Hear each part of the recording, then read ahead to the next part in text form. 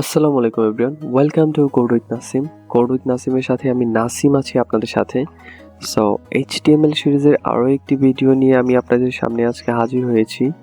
So আমাদের আজকের ভিডিওর টপিক হচ্ছে এইচটিএমএল টেবিল। সো এইচটিএমএল ফাইলের মধ্যে হচ্ছে আপনি কিভাবে টেবিল অ্যাড করবেন এবং সেখানে কিভাবে আপনার ডাটাগুলো রাখবেন। সো আজকে আমরা সেইটা দেখাবো। ওকে, চলুন দেরি না করে তাহলে শুরু করা যাক। আমি চলে যাচ্ছি আমার HTML ফাইলে। সো দেখতে পাচ্ছেন hello.html নামে একটা ফাইল আমার অলরেডি ক্রিয়েট করা আছে। সো hello.html ফাইলের মধ্যে আমি কাজ করব এখন। সো আমি চলে যাচ্ছি আমার বডি পার্টে। আমি আমার বডি পার্টে হচ্ছে একটা টেবিল ট্যাগ দিয়ে দিচ্ছি। সো এবং টেবিল ট্যাগটা হচ্ছে আমি ক্লোজ করে দিচ্ছি। আমার টেবিলের মধ্যে হচ্ছে টেবিল রো থাকবে। টিআর দ্বারা বোঝা হচ্ছে টেবিল রো। আর টেবিল রো এর মধ্যে হচ্ছে থাকবে হচ্ছে টেবিল হেডিং, যেগুলো হচ্ছে একটা টেবিলের হেডিং থাকে, যে হেডিং এর নিচে হচ্ছে আপনার সবগুলো ইনফরমেশন শো করে। সো আমি এখানে যদি দেই হচ্ছে কোম্পানি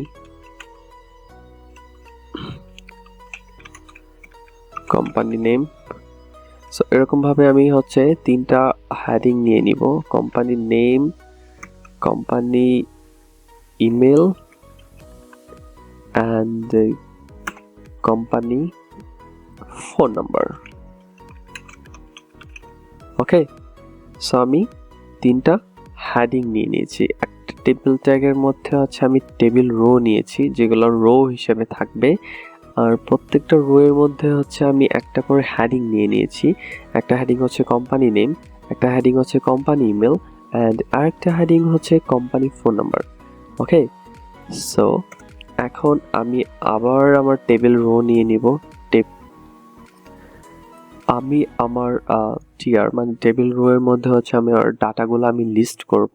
সো আমি ডাটাগুলো কিভাবে এখানে ইনপুট দিব? টিডি মানে হচ্ছে টেবিল ডাটা। সো প্রত্যেকটা টেবিল হেডিং এর নিচে একটা করে টেবিল ডাটা থাকবে। সো এখানে আমি টিডির মধ্যে যদি আমি দেই হচ্ছে কোম্পানি নেমের মধ্যে দিই হচ্ছে মেটাবক্স সফটওয়্যারস। ওকে, অ্যান্ড আরেকটা টিডি নিয়ে নিব।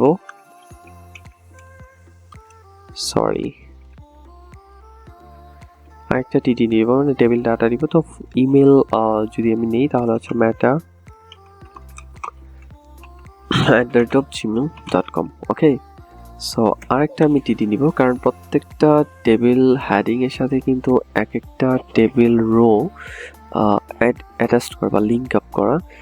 সো টেবিল ডাটার সাথে হচ্ছে আমি আবার দিয়ে দিচ্ছি হচ্ছে কোম্পানি ফোন নাম্বার 01886099055। ওকে, সো কন্ট্রোল এস দিয়ে যখন আমি এটা সেভ করব, দেখতে পাচ্ছেন যে আমি একটা টেবিল নিয়েছি।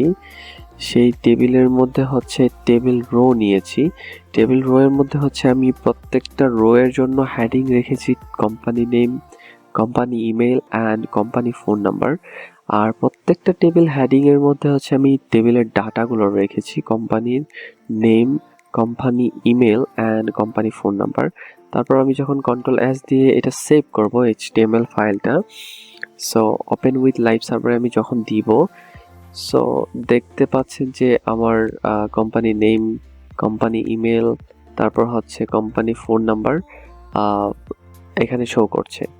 সো কোম্পানি নেমের মধ্যে দেখতে পাচ্ছেন যে হচ্ছে মেটাবক্স সফটওয়্যারস, কোম্পানি ইমেলের মধ্যে দেখতে পাচ্ছেন হচ্ছে metabboxsoftware@gmail.com, কোম্পানি ফোন নাম্বারের নিচে যে টেবিল ডাটা, যেটা ফোন নাম্বার, এটা দেখতে পাচ্ছেন যে অলরেডি হয়ে গিয়েছে। সো দেখতে পাচ্ছেন যে এখানে আমার টেবিল হেডিং এর নিচে টেবিল ডাটাগুলো শো করছে, বাট এগুলা অর্গানাইজড বা সুন্দর দেখাচ্ছে না। আমরা আসলে বুঝতে পারতেছি না যে আসলে ডাটাগুলা অর্গানাইজড বা সুন্দরভাবে দেখাচ্ছে না, যেই জন্য হচ্ছে আমার style.css এ গিয়ে হচ্ছে আমার একটু স্টাইল করে দিতে হবে। সো আমি যদি টেবিল হেডিং আর টিডি এই তিনটা ট্যাগের হচ্ছে যদি আমি স্টাইল দিতে চাই,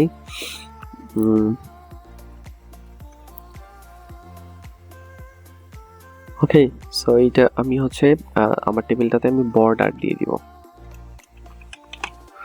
বর্ডার 1 পিক্সেল সলিড ও ব্ল্যাক। ওকে, সো আমি যদি style.css এ গিয়ে আমি স্টাইল দিয়ে দিই তাহলে দেখতে পাচ্ছেন সুন্দর হয়ে আমার ডাটাগুলো অর্গানাইজড হয়ে গিয়েছে। Company name, company email, company phone নাম্বারের মধ্যে হচ্ছে ফোন নাম্বারটা আছে। তাহলে দেখতে পাচ্ছেন যে আমার টেবিলটা খুব সুন্দরভাবে কিন্তু এখন শো করছে, যে ডাটাগুলো অর্গানাইজ দেখাচ্ছে। আমি খুব ইজিলি আমার ডাটাগুলো আমি ইউজ করতে পারি। এখন এরকমভাবে তো আসলে অনেকগুলো ডাটাই প্রয়োজন হবে। একটা ওয়েবসাইট যখন আমরা ওয়েবসাইটে যখন কাজ করব তখন এরকমভাবে অনেকগুলো রো এর মধ্যে হচ্ছে অনেকগুলো টেবিল ডাটা রাখতে হবে। সো আমি আপাতত 3টা রাখলাম। এখানে রাখলাম হচ্ছে ধরলাম হচ্ছে একটা নিউ কোম্পানি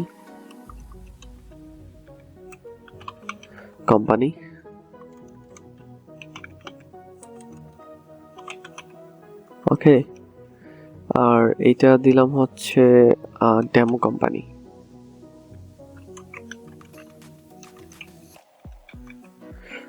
আর এইটা দিলাম হচ্ছে যে সফটওয়্যার কোম্পানি। ওকে, আর আমি হচ্ছে টেবিল ডাটার মধ্যে যে হচ্ছে মেইলটা আর ফোন নাম্বারটা আমি সেমই রাখলাম। সো আমি Ctrl+S দিয়ে সেভ করে যখন আমি আমার ফ্রন্ট এন্ডে যাব দেখতে পাচ্ছেন যে নিউ কোম্পানির জন্য হচ্ছে company email, company phone number ডাটাগুলো এখানে লিস্ট হয়ে গিয়েছে। ডেমো কোম্পানির যে ফোন ইমেল, ডেমো কোম্পানির ফোন নাম্বার সেটাও একটা লিস্ট হয়ে গিয়েছে। সফটওয়্যার কোম্পানির যে ইমেল, সফটওয়্যার কোম্পানির যে ফোন নাম্বার সেই ডাটাটাও দেখতে পাচ্ছি যে আমার লিস্টেড হয়ে গিয়েছে। ওকে, সো এখন কিন্তু অনেক সুন্দর দেখাচ্ছে অর্গানাইজড। সো এটার আমি চাইলে আরও অনেক ডিজাইন করতে পারি। আমি জাস্ট সিম্পল কিছু ডিজাইন আপনাকে দেখিয়ে দিচ্ছি। আমি যদি style.css এ গিয়ে যদি হচ্ছে আমার বর্ডার রেডিয়াসটা ইউজ করি, বর্ডার রেডিয়াসটা যদি আমি 10 পিক্সেল দিয়ে দিই তাহলে আমি যদি Ctrl+S দিয়ে সেভ করে যদি আমার ফ্রন্ট এন্ডে যাই দেখতে পাচ্ছেন যে আমার প্রত্যেকটা টেবিলের প্রত্যেকটা টেবিলের যে বর্ডার ছিল প্রত্যেকটা বর্ডার রেডিয়াস হয়ে গিয়েছে এবং এখন কিন্তু দেখতে বেশ ভালোই লাগছে।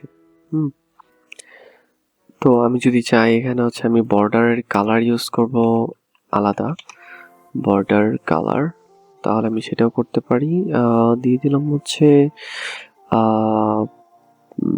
কি দেব, একোয়া দিয়ে দিয়েছি। তো একোয়া দিয়ে যদি Ctrl+S দিই, সেভে দিই, আমি যদি ফ্রন্ট এন্ডে যাই দেখতে পাচ্ছেন যে আমার বর্ডারের কালারটা চেঞ্জ হয়ে গিয়েছে।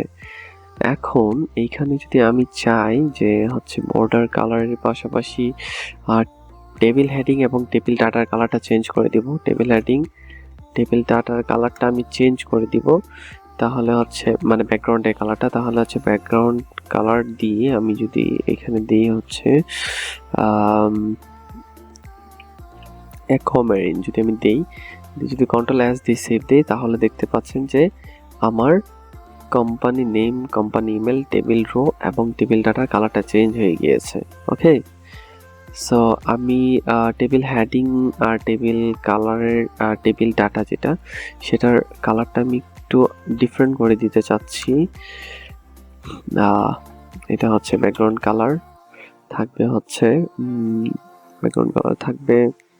অ্যাকোয়া, আর বর্ডার কালারটা আমি দিয়ে দিচ্ছি হচ্ছে ব্লু করে। ওকে, সো এখন যদি আমি Ctrl+S দিয়ে যদি আমার ফ্রন্ট এন্ডে যাই দেখতে পাচ্ছেন যে টেবিল হেডিং এর কালারটা চেঞ্জ হয়ে গিয়েছে, টেবিল হেডিং এর কালারটা একোয়া হয়ে গিয়েছে, আর টেবিল যে ডাটা সেটার কালারটাও চেঞ্জ হয়ে গিয়েছে এবং এর পাশাপাশি বর্ডারের যে কালারটা সেটা আমি আই থিঙ্ক অন্য একটা কালার দিলে বেস্ট হয়, কারণ এটা বোঝা যাচ্ছে না। সো আমি ফ্রন্ট এন্ডে যদি যাই দেখতে পাচ্ছেন যে বর্ডারের কালারটা রেড হয়ে গিয়েছে। তো আপনারা চাইলে এইভাবে টেবিলের ডিজাইন করতে পারেন, বিভিন্ন কালার দিয়ে বিভিন্ন প্যাটার্ন করে সুন্দর ডিজাইন করতে পারেন। ওকে, সো আমি যদি চাই যে আমার যে টেবিলটা আমি করেছি আমি সেটা আলাদা আলাদা সাইজ দিব, যেমন হচ্ছে আমার টেবিলে যদি আমি হচ্ছে দেই স্টাইল অ্যাট্রিবিউটে অ্যাড করতে হবে, তো উইথ যদি আমি দিই 100% দিয়ে যদি আমি Ctrl+S দিই তাহলে দেখতে পাচ্ছেন যে আমার টেবিলটা টোটাল 100% উইথ নিয়ে নিয়েছে। ওকে, সো এইটার টেবিল যে রোগুলো আছে, সো সেগুলোর সাইজ যদি আমরা আলাদাভাবে দিয়ে দিতে চাই, সেটা আমরা করতে পারবো। যে হাইট যদি আমরা দেই,